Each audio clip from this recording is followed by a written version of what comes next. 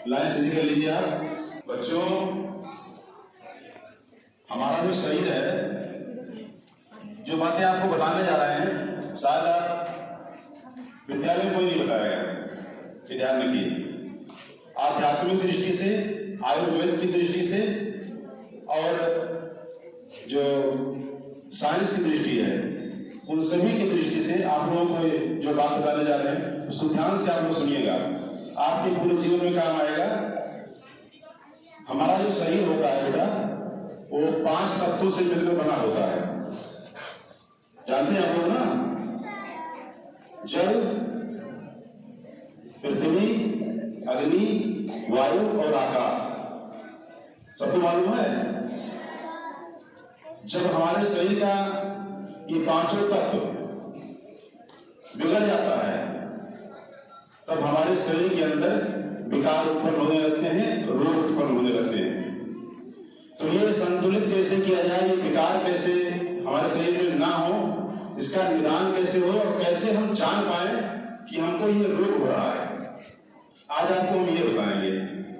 आप लोग जानते हैं कि हमारे शरीर में जल होता है जो, वो 70% होता है। कितना होता है? 70% होता है।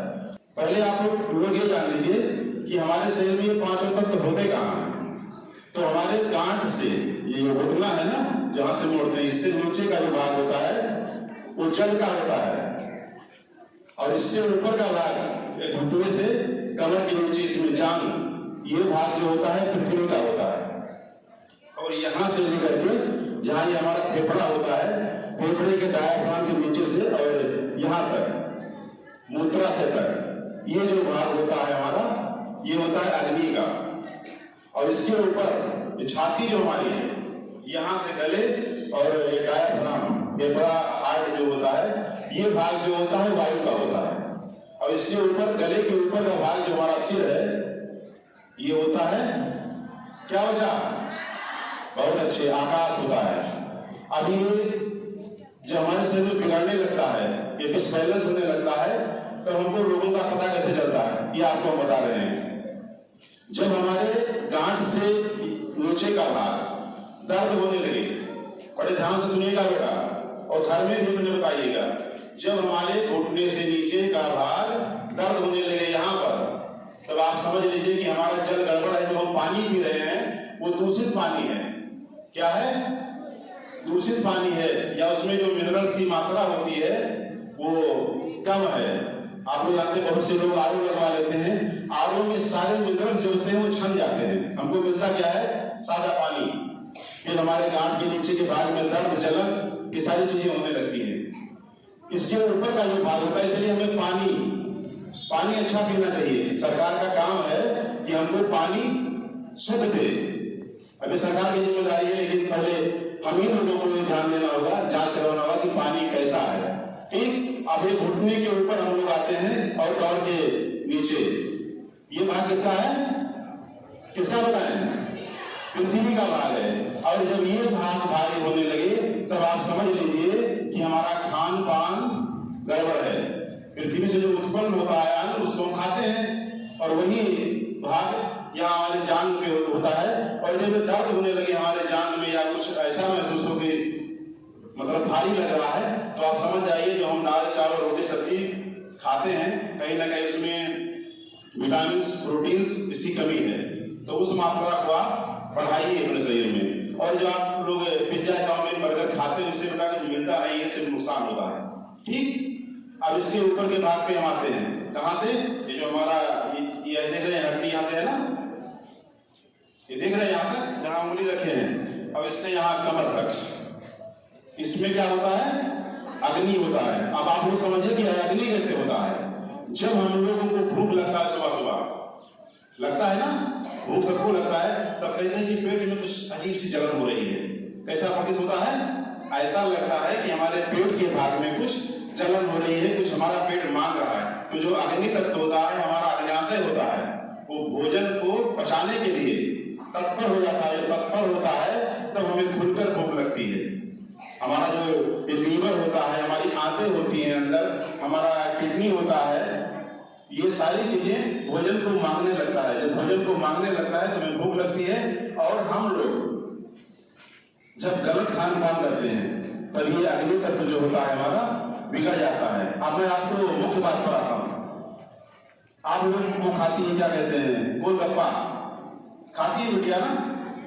तो गोलगप्पे में आप लोग पहले क्या करती है, पहले तो वो देगा आपको एक गोलगप्पा, कहेगा लो खाओ, उसे अरे भैया थोड़ा मिर्ची और डालो, कहते हैं आप लोग ना। जब वो मिर्ची को आप डलवा लेते हैं या घर में सब्जियों में मिर्ची डाल लेते हैं, वो मिर्ची हमारे आंतों पर जाती है और चिपक जाती है। कहां चिपकती है?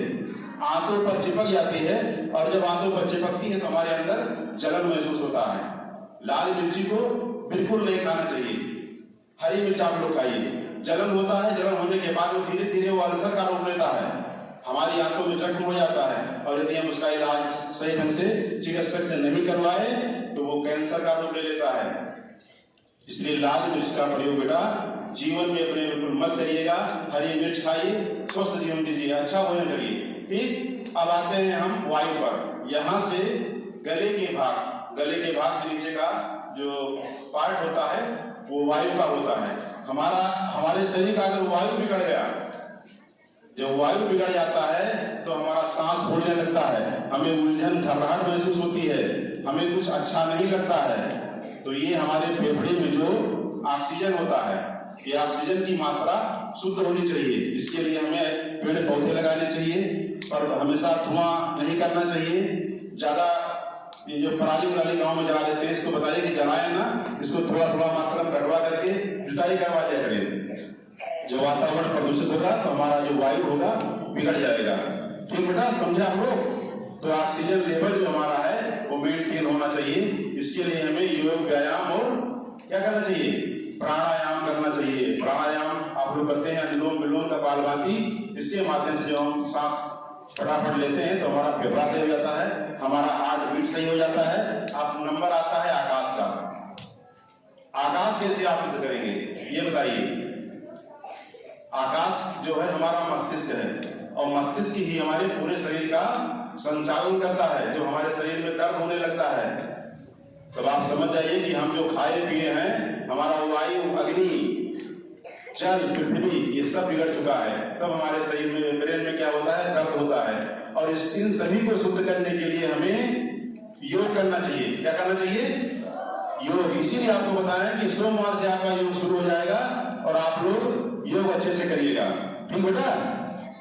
तो योग में अनुलोम विलोम, कपालभाति, प्राणायाम, और खाली समय जब रहे तो आप ओम शब्द का उच्चारण अच्छे से करिए। लाइन सीधी करिए, आप लोग लाइन सीधी करिए। पहले आप लोगों का आकाश दुरुस्त करवाते हैं, क्योंकि आपका मस्तिष्क सही रहेगा तो आपका शरीर भी सही होगा। आप बिल्कुल सीधे खड़े होइए, ऐसे एक गहरी सांस खींचिए, श्वास छोड़ दीजिए।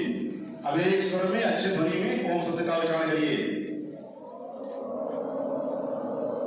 थोड़ा वॉल्यूम बढ़ाइए।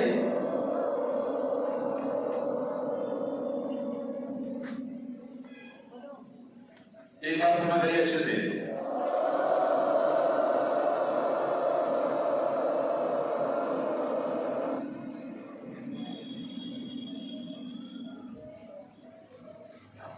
तो बच्चों, अपने घर में, अपने आसपास लोगों को बताइए कि जो पांचों तत्व हैं इनको अच्छे से शुद्ध करें। जल को शुद्ध रखें, वायु को शुद्ध रखें, धरती को अपने आसपास साफ रखें, और अपने ब्रेन को भी साफ रखें, इसमें गोबर ना रहें। नकारात्मक चीजों से आप लोग दूर रहें, अच्छे लोगों के बीच में बैठे, अच्छी संगति में बैठे, अच्छे बच्चों के पास में बैठे, तो आपका आकाश दुरुस्त होगा। आप लोग समझ गए ना?